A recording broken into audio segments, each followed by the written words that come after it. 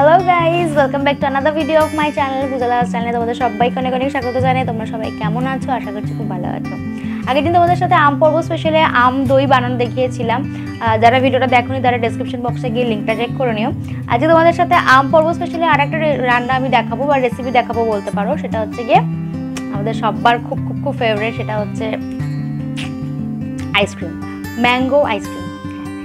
আমি খুবই ইজিভাবে বাড়িতে ম্যাঙ্গো আইসক্রিম বানিয়েছি, একদম ইজি কিছু জিনিস দিয়ে।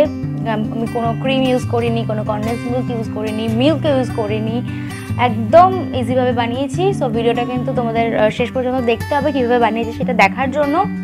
আর ভিডিওটা ভালো লাগলে যেটা করতে হবে সেটা হচ্ছে গিয়ে লাইক করতে হবে, কমেন্ট করতে হবে, শেয়ার করতে হবে। আর যারা আমার চ্যানেলে নতুন তারা অবশ্যই সাবস্ক্রাইব করে দিও, আর পাশে থাকে বেল আইকনটা অবশ্যই প্রেস করে দিও। তাহলে চলো ভিডিওটা দেখো শেষ পর্যন্ত। আর ভিডিওর শেষে আমি খেয়ে বলবো তোমাদেরকে যে আমি আইসক্রিমটা কীরকম বানিয়েছি, রিভিউ দেবো আইসক্রিমটার। সো ভিডিওটা দেখো শেষ পর্যন্ত, চলো দেখে নেওয়া যাক। প্রথমেই একটা পাকা হিমসাগর আম নিয়ে নিয়েছি। সেই আমটাকে ভালো করে ছোট ছোট পিস করে কেটে নিচ্ছি। এবারে একটা কন্টেনারের মধ্যে সেই আমগুলোকে ঢেলে ভালো করে ঢাকনা লাগিয়ে প্রায় 6 থেকে 7 ঘন্টার জন্য ডিপ ফ্রিজে রেখে দেবো, যাতে আমটা ভালোভাবে ফ্রোজেন হয়ে যায়।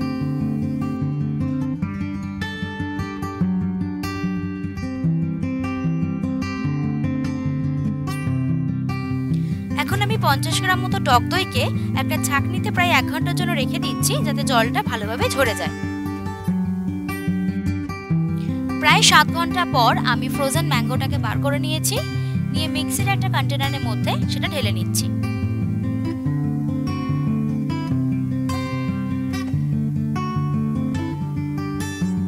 এবার তাতে অ্যাড করে দিচ্ছি জল ঝারিয়ে রাখা টক দইটা, আর দিয়ে দিচ্ছি এখানে প্রায় 6 থেকে 7 চামচ মতো চিনি।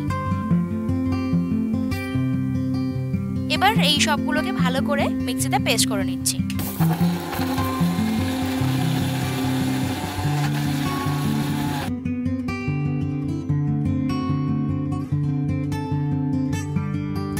একদম সুন্দর করে সবকিছু পেস্ট হয়ে গেছে। এবারে যার মধ্যে আমি আইসক্রিমটা বসাবো তার মধ্যে এই ব্যাটারটাকে আমি ঢেলে নিচ্ছি। নিয়ে ভালো করে আমি এটাকে ট্যাপ করে নিয়েছি, কারণ যাতে কোনো রকম বাবল যাতে না থেকে যায়। এবারে উপর থেকে একটা প্লাস্টিক র্যাপার দিয়ে ভালো করে র্যাপ করে তারপরে ঢাকনাটাকে চেপে লাগিয়ে দিচ্ছি।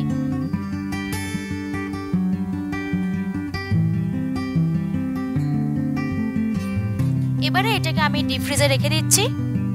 এটা প্রায় ওভারনাইট রাখতে হবে, এর বেশি রাখলেও সমস্যা নেই। প্রায় সারা রাত রেখে দিয়েছিলাম, এটা সকালবেলা আমি বার করে নিয়েছি। এবার এটা খুলে দেখিয়ে নেব কিরকম হয়েছে।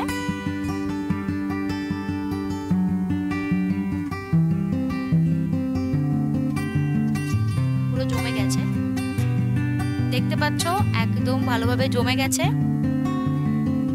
এবারে এটাকে আমি আবারও চামচ দিয়ে তুলে নেব, ভালো করে পিস পিস করে কেটে নেব। যেহেতু আমি এখানে ক্রিম ইউজ করিনি, তাই ক্রিমি ব্যাপারটা আসেনি এখনো অবধি, তার জন্যই এই স্টেপটা করা। এই স্টেপটা যদি তোমরা করো তাহলে কিন্তু অবশ্যই তোমাদের আইসক্রিম ক্রিম ছাড়া ক্রিমি খেতে হবে। এবারে এটাকে আমি আবারও মিক্সিতে দেব, দিয়ে ভালো করে খানিকক্ষণ পেস্ট করে নেব।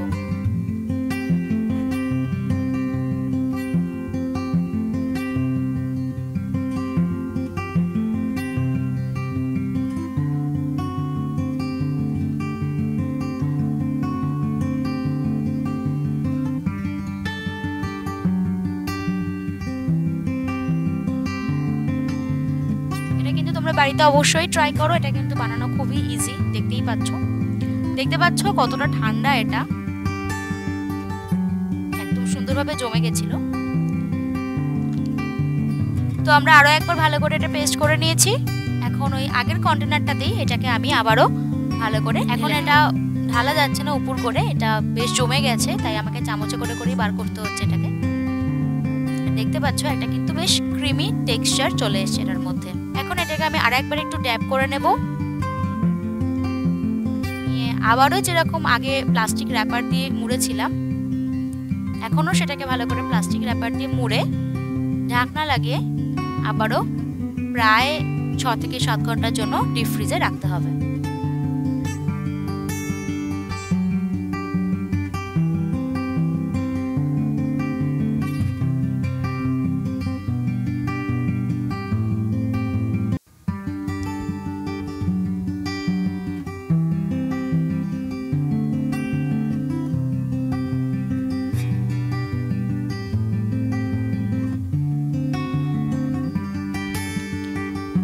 তো চলো, প্রায় 7 ঘন্টা মতো আমি আরও ওটাকে ফ্রিজে রেখে নিয়েছিলাম, ডিপ ফ্রিজে।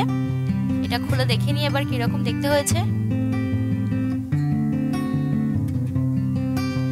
ওয়াও, দেখতেই পাচ্ছ কি দারুণ দেখতে হয়েছে, আর ভীষণই ক্রিমি লাগছে দেখে আমার তো।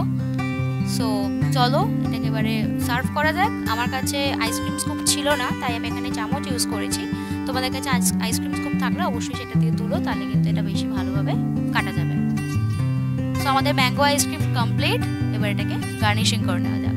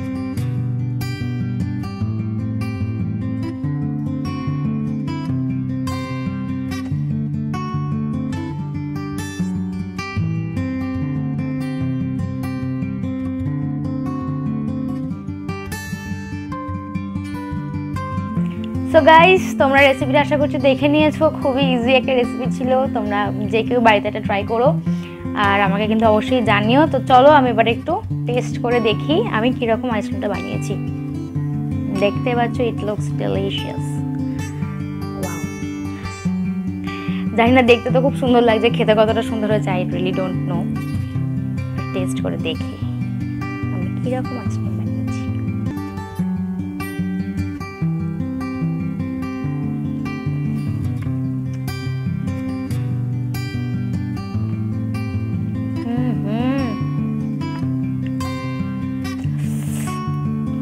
Super child.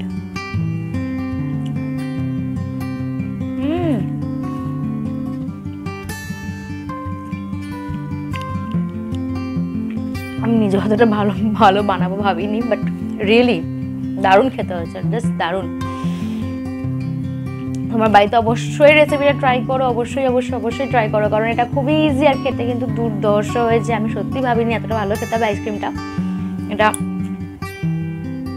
আমি বাকিটা পুরোটা একাই খেয়ে নেবো, কাউকে দেবো না। সো তোমরা বাড়িতে অবশ্যই বানাও আইসক্রিমটা, আর আমাকে অবশ্যই কমেন্ট করে জানিও যে তোমাদের কীরকম লাগলো ভিডিওটা, বা তোমরা বানিয়েছিলে কি না, কীরকমভাবে বানালে আমাকে শেয়ার করো, কমেন্ট করে জানিও।